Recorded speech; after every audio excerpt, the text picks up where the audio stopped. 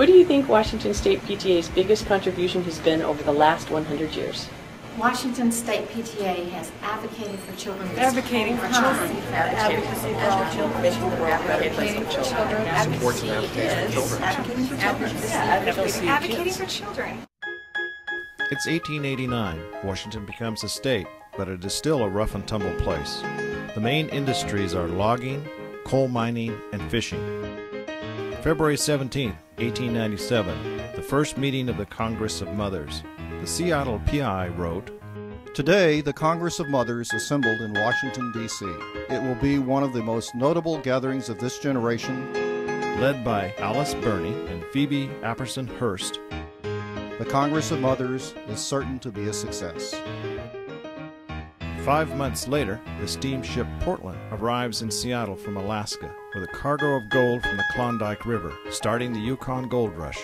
Seattle becomes the jumping-off point for miners headed north, and economic prosperity follows, spreading throughout the state, from Seattle to Tacoma and other cities. Taking the new Transcontinental Railroad, newlyweds Frank and Abby Hill arrive in 1889 and settle in Tacoma. The couple has a handicapped son and adopts 3 girls, orphaned by a polio epidemic. Frank is a doctor, and Abby is an accomplished painter. Her work attracts the attention of the railroads, who want pictures to draw tourists west. In return, the railroad gives Abby travel passes for the whole family. They spend months in the wilderness, Abby painting and teaching the children. Abby's concern for the underprivileged includes the Native Americans. She senses their proud culture's devastation.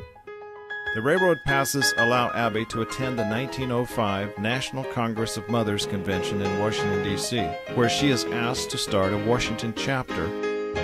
Tacoma First Baptist Church hosts the organizing meeting of the Washington State PTA in 1906.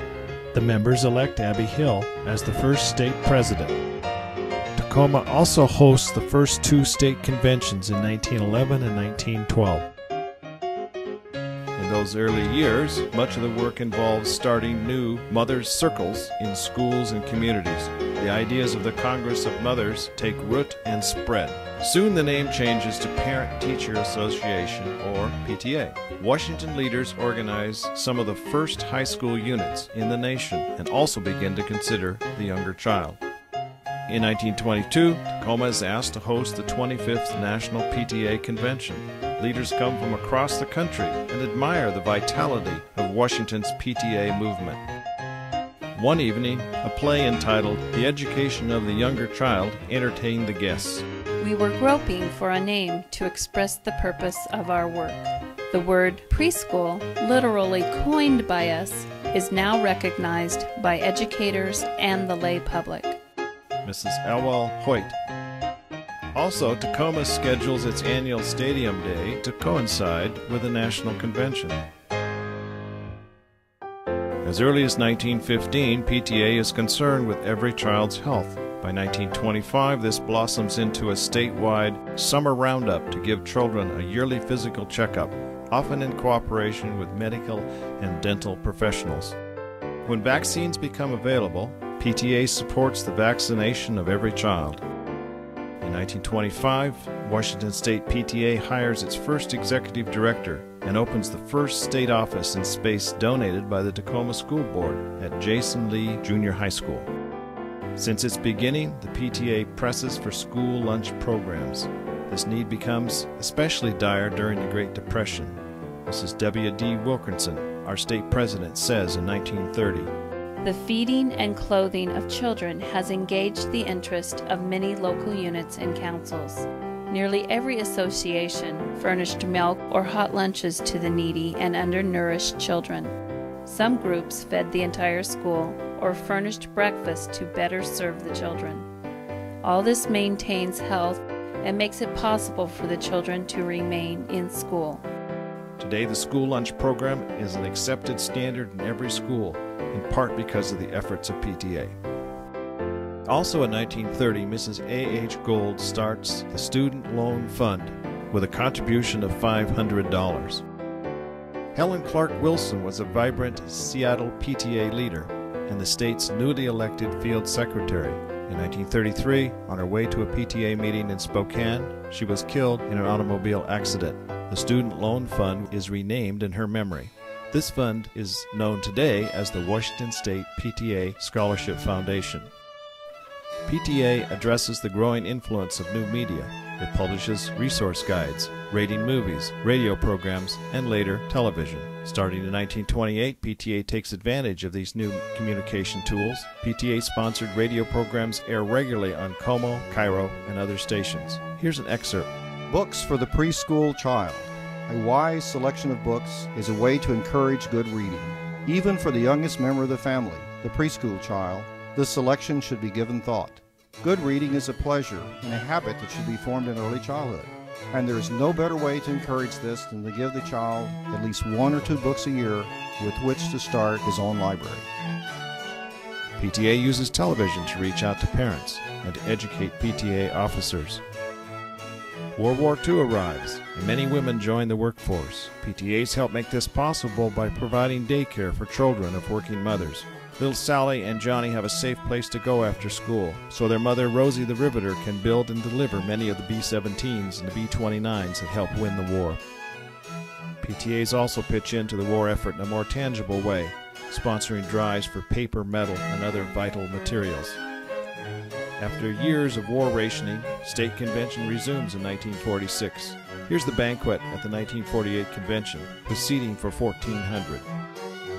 In the 1950s, the post-war baby boomers begin to enter school, and PTA membership climbs rapidly. Washington State PTA and our member units have long worked for better playgrounds for our children. Here's a playground typical of the early 1900s.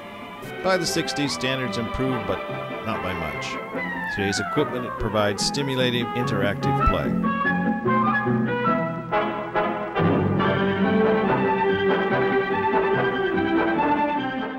In the 1960s, the classroom is changing, PTA is changing with it. Since the beginning, PTA has worked for better laws concerning children. This is Governor Clarence Martin receiving PTA's legislative agenda in the 1930s. Governors throughout the years have supported PTA. Governor Albert Rossellini, Governor Dan Evans. In 1963, PTA helps pass a driver education bill through the legislature after many years of persistent study and concerted legislative effort. Governor Dixie Lee Ray. Washington State PTA holds the first legislative assembly in October 1979. PTAs across the whole nation are watching to see how this experiment in grassroots participation works. Now we can be the force to effect change for our children. Through our legislative assembly, we will select the issues that we as PTA members want to work on. Are we effective? Together as a PTA, we are. Renee Nowak, Washington State PTA President. Governor John Spellman wears a buckle-up t-shirt, a program started by Marysville Council and adopted statewide the following year. Governor Booth Gardner makes education reform a priority concern in 1987, an effort which continues today. The Governor's Council studying education reform includes PTA leaders in key positions. Governor Mike Lowry with Washington State PTA President Kara Lockett. Governor Gary Locke. Governor Christine Gregoire speaks at our state convention. Focus Day, a day for PTA leaders to talk to their legislators in Olympia, becomes an annual event. Rain or shine, we are there, educating lawmakers on children's issues. PTA sponsors many successful initiatives. I-728 was passed by nearly 72% of the voters. The initiative calls for smaller class size and increased teacher training. In 1967, Washington State PTA produces A Dollar and a Dream, a film about reforming our state's laws.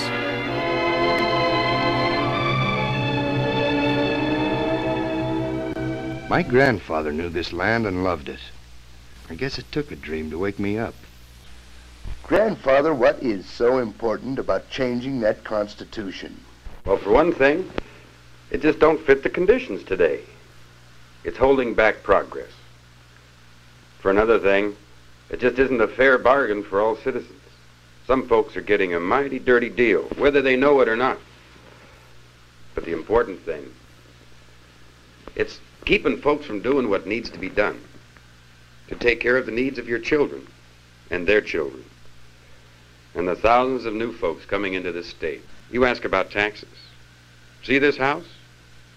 This lady, under the system you think is so great, pays the same property taxes as this gentleman pays on this home, both citizens of the same state. Do you think the trend towards higher and higher sales tax makes sense? As you know, the smartest economists in the country have predicted that this state is headed for a 9 or 10% sales tax unless something is done about tax reform soon. Do you think this trend makes sense? Or election regulations that make it possible for the minority to win? That's a mighty odd kind of democracy. And that, ladies and gentlemen, is why I'm here this evening. We cannot ask our children to shoulder this unfair burden. For our generation, time is running out. We can and must act now to change the inequitable sections of an archaic Constitution.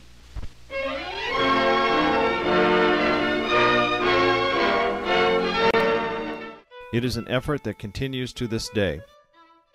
In the early 70s, the Reflections program begins with 3 categories: visual arts, music, and literature. Art from the program is often sought out for public display. Here are some early winners from 1974 and 1977.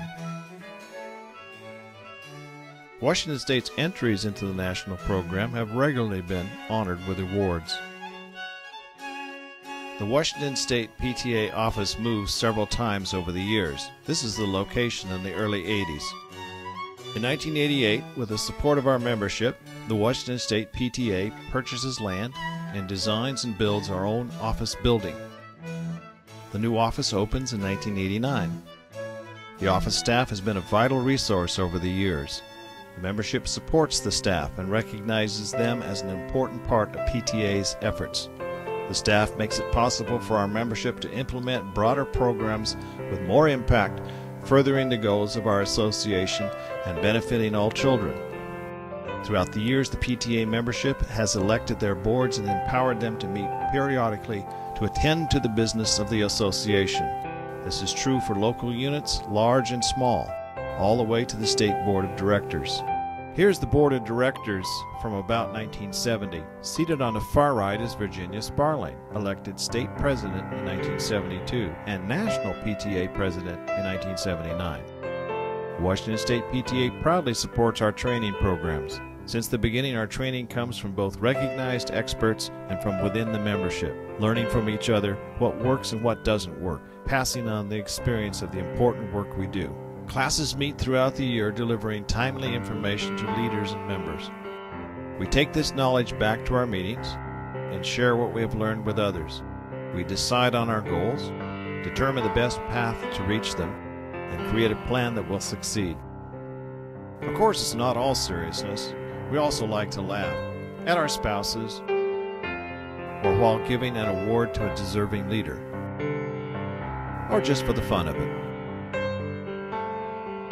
Because the friendships we make in PTA will last forever.